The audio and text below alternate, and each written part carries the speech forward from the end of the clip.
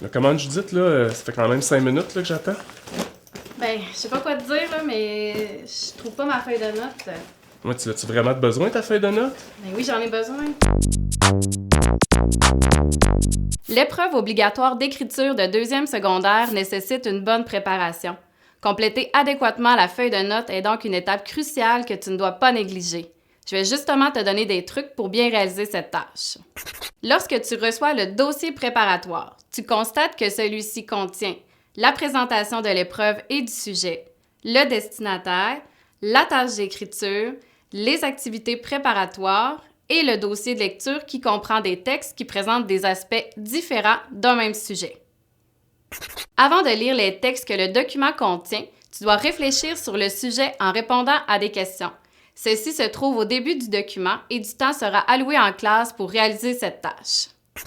Ensuite, tu dois lire les textes afin d'acquérir des connaissances sur le sujet tout en gardant en tête la tâche d'écriture. Lors de ta lecture, tu es principalement à la recherche d'éléments de description, c'est-à-dire tout ce qui permet au lecteur de mieux comprendre le sujet et ses particularités, et aussi des éléments de justification comme des faits percutants, des statistiques, des réalisations remarquables.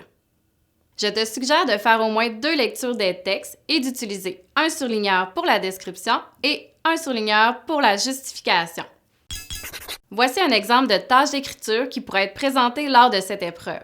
Tu dois décrire Greenpeace, un organisme de protection de l'environnement, et tu dois justifier pourquoi cette organisation est importante. Tu ne dois pas oublier aussi que tu t'adresses à un destinataire en particulier qui est présenté dans une mise en situation. En voici un exemple.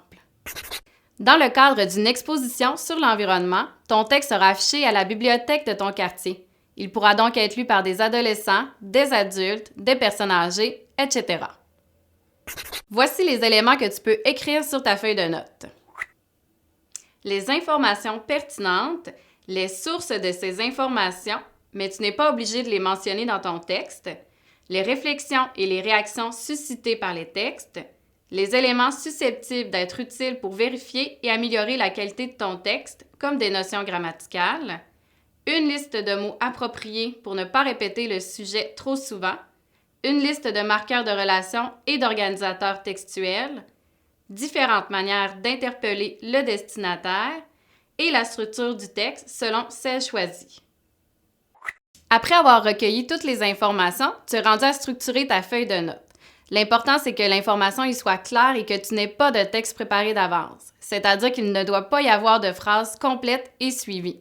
Un bon moyen de structurer ta feuille de notes serait de regrouper les informations selon qu'elles appartiennent à la description ou à la justification. Il existe plusieurs façons pour construire ta feuille de notes. Voici quelques suggestions. Organiser les informations en tableau, faire un réseau de concepts, utiliser des couleurs différentes, ajouter des titres et des sous-titres et mettre des encadrés. Voici un exemple de feuille de notes. Tu remarqueras que je l'ai divisé en sections pour faciliter le repérage. J'ai fait des sections pour les éléments appartenant à la description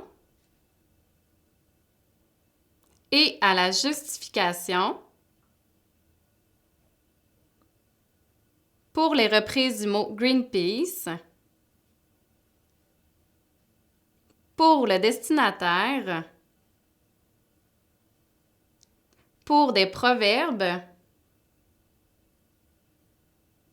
pour des informations supplémentaires, pour des notions grammaticales et pour la structure du texte.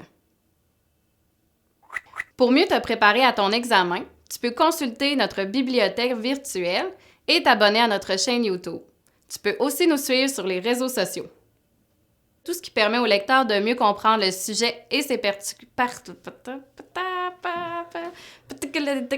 Ensuite, à la maison, tu peux faire une recherche. C'est pas ça que je veux dire.